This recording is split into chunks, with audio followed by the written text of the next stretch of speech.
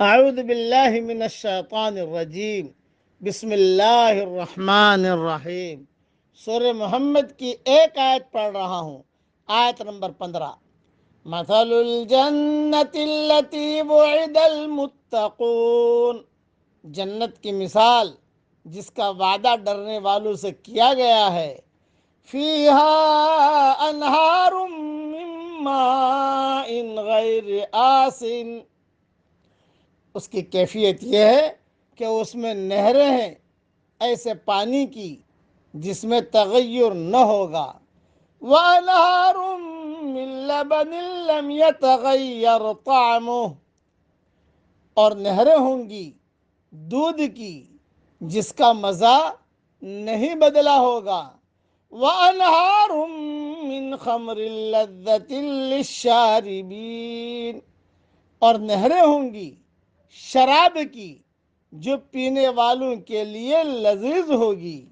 وَأَنْهَارٌ مِّنْ عَسَلٍ مُّصَفًّى، اور نہریں ہوں گی شہد کی جو بالکل صاف ہوگا۔ وَلَهُمْ فِيهَا مِن كُلِّ الثَّمَرَاتِ وَمَغْفِرَةٌ مِّن رَّبِّهِمْ، اور ان کے لیے وہاں ہر قسم کے پھل ہوں گے اور ان کے رب کی طرف سے بخشش ہوگی۔ کمن ہوا خالد فی النار وسقوا ماء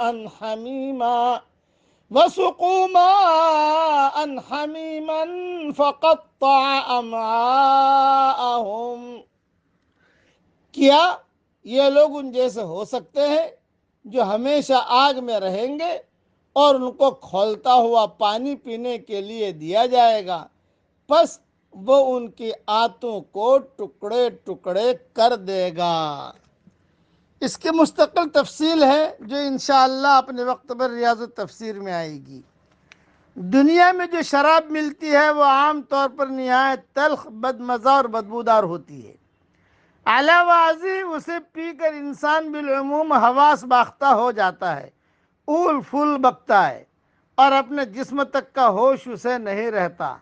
جنت کی شراب دیکھنے میں حسین، ذائقے میں اعلیٰ اور نہایت خوشبودار ہوگی، اور اسے پی کر کوئی انسان بہکے گا نہ کوئی گرانی محسوس کرے گا، بلکہ ایسی لذت اور فرحت محسوس کرے گا جس کا تصور اس دنیا میں ممکن نہیں۔ جیسے دوسرے مقام پر فرمایا، لا فیہا غول ولا ہم عنہا ینزفون، سورہ صافات آیت نمبر 47 میں۔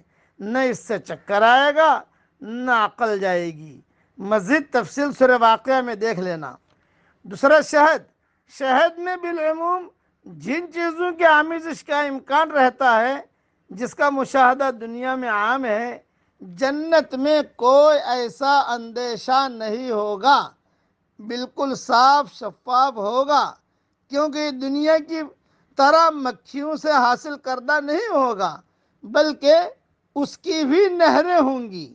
اسی لیے حدیث میں آتا ہے، حضرت محمد صلی اللہ علیہ وسلم نے فرمایا، جب بھی تم سوال کرو تو جنت الفردوس کی دعا کرو، اس لیے کہ وہ جنت کا درمیانہ اور اعلیٰ درجہ ہے اور وہیں سے جنت کی نہریں پھوٹتی ہیں اور اس کے اوپر رحمان کا عرش ہے۔